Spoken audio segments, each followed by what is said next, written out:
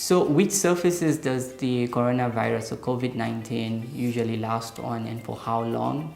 So a recent survey came out, and the study showed that, for instance, on plastic, it survives for up to 4 days.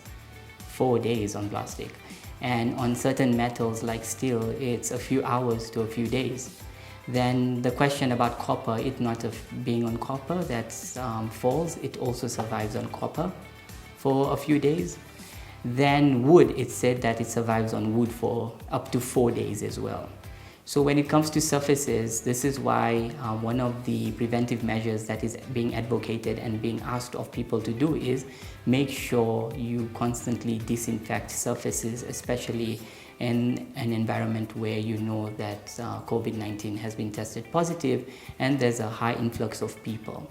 And this is why we say you need to stay home, because in your home there is a very less likelihood that someone with a positive test has actually spit or coughed or sneezed.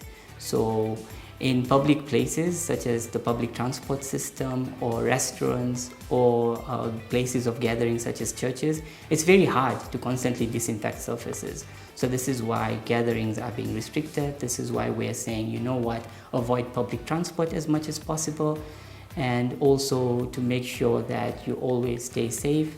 And one thing that you need to know is, one of the things that has been advocated for is constantly washing your hands, right? Now the thing is, why are you washing your hands frequently? And why are you washing your hands frequently with soap and water for a minimum of 15 to 20 seconds and the running water? Why?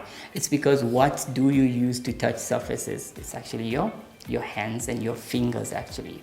So, and if you're constantly going to touch those surfaces is where you're going to pick the virus up from, and you're going to touch your nose or your eyes or your mouth, and you're going to transmit that infection to yourself.